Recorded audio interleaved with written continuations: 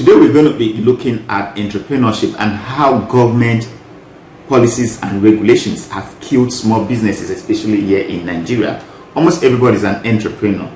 If you take a look at your neighborhood, you see all kinds of enterprising activities such as tailoring, vulcanizers, mechanics, the barber shop, hairdressing salon, the tailoring outfits, the restaurant owners, and even the woman selling baked beans, what we call here akara, make huge sums of income, which of course they use in taking care of themselves and their families. They use the same income to educate their children and then take care of most basic necessities that the government has not been able to and provide for them. Though their activities are classified as under informal sector because it is unregistered and unregulated, but they make huge income, and this is what they use in, like I said earlier, in taking care of their children and other dependents. So what has government done to ensure that the death of these small and small businesses is avoided? That is the focus of this conversation, because research has shown that 20% of new businesses fail during their first 2 years, 80% within the first 5 years, 65% during the first 10 years, and only 25% of such businesses make it to 15 years. And why is this so? I know that there are so many reasons why small businesses fail. Small businesses, the SMEs, the MSMEs fail, such as inadequate funding capital for the business and stiff competition with large companies, lack of management strategies, and poor educational backgrounds, not to talk of lack of deliberate government policies and regulations that have killed these businesses, which of course is the focus of this video. Now guys, let's give a context to the topic for today. The role of small businesses in creating and sustaining national development in terms of job creation has been considered a key tool in poverty alleviation and economic emancipation. That's why they're being referred to as the engine room of a country's economy, because SMEs account for about 99% of all the businesses in Europe. Those who live in Europe can attest to that fact, that how many of them actually work with the government, because most of the jobs they even do in Europe are actually privately owned, to tell you how important these small businesses are to the economy. And here in Nigeria, about 90% of such businesses are owned by private individuals. 90% of such businesses worldwide, 60 to 70% of employment, and about 50% of the GDP worldwide. That is what is provided by small and medium scale businesses all around the world, to further shed light on the importance of small businesses in employment generation, poverty alleviation, and economic emancipation of one's country. So that is the focus of this video. So as a backbone of societies, small businesses everywhere contribute their quota to local and national economies, thereby sustaining livelihoods, particularly among the working poor, women, youths, and groups in vulnerable situations. So why is it that government has not really taken a keener look at the activities of this informal sector? That is the question that we will try to find out why it is so. You find out the answers to this question as you keep watching the video.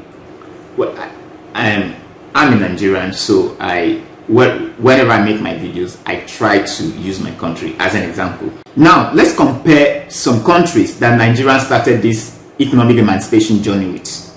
In the 60s and early 70s, Nigeria, Malaysia, Singapore, Indonesia, Taiwan, and even South Korea had a similar per capita income, growth rates, and undeveloped political structures. And Nigeria was even ranked ahead of these countries in the 80s in terms of economic growth potentials.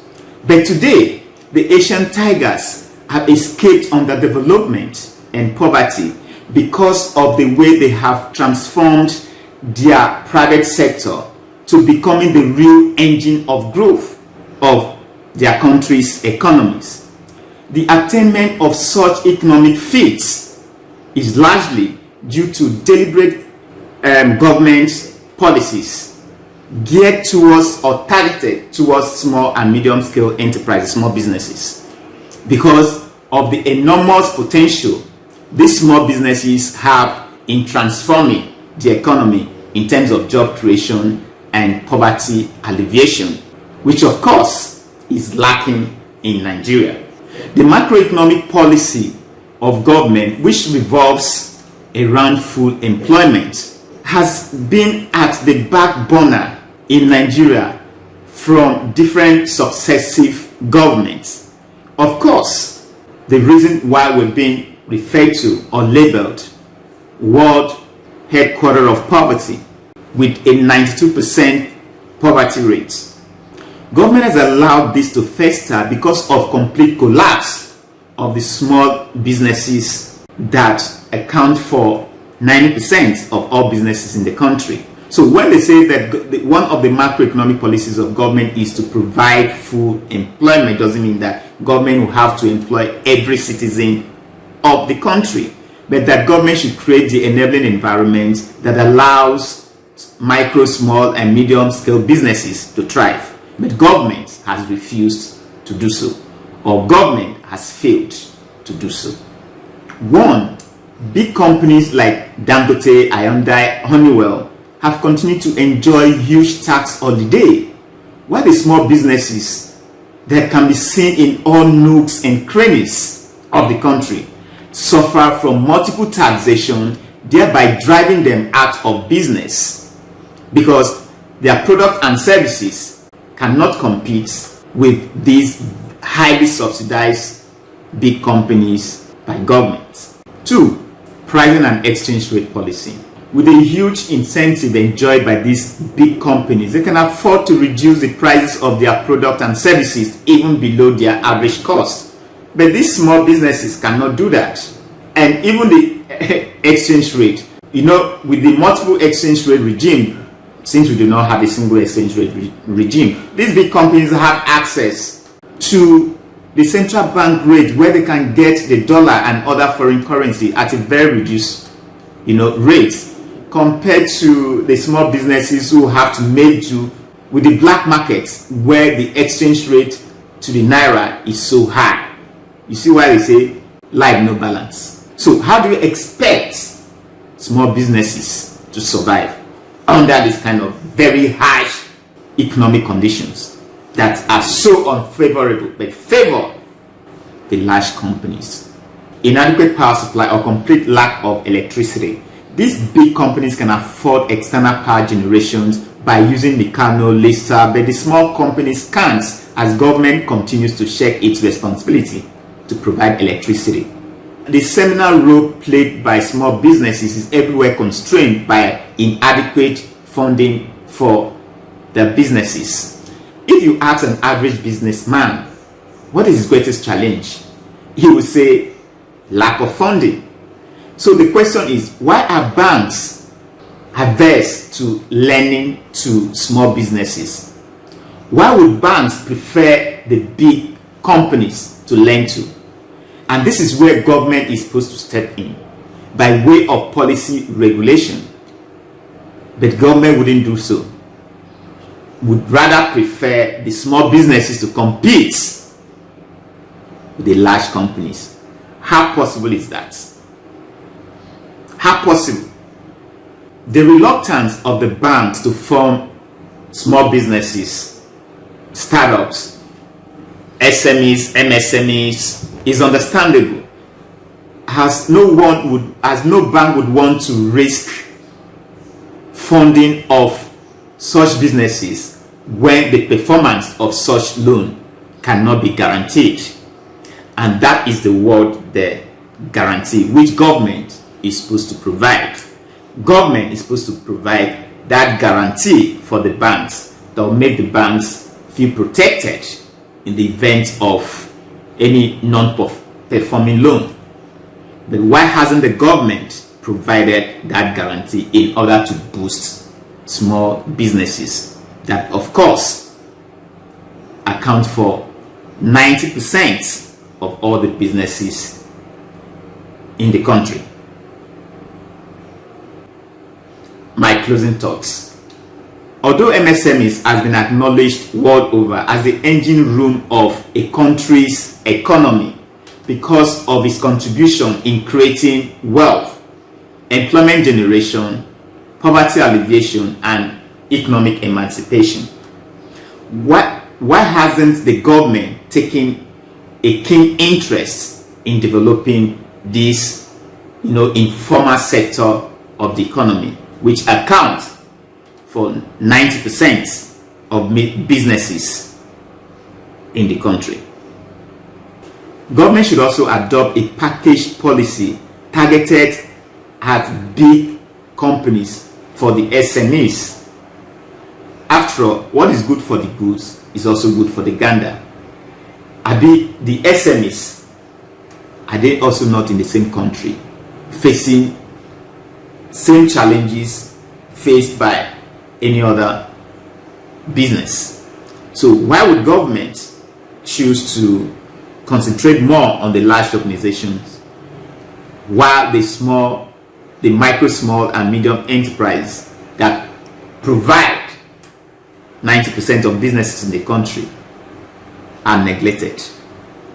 So government should also give such incentives as they give these big organizations to SMEs, beyond mere just initiating credit support and preferential interest rates for the MSMEs. After all, the MSMEs are actually the ones providing the large businesses in this country. The growing number of MSMEs in a country amidst an environment that is far from being friendly, where the ease of doing business is so unfavorable to the small businesses, yet these small businesses contribute their quota that stimulates the economy. So why is the government not paying attention to this real sector or the informal sector of the economy? Government should grant at least 6 years tax relief for small and medium scale businesses.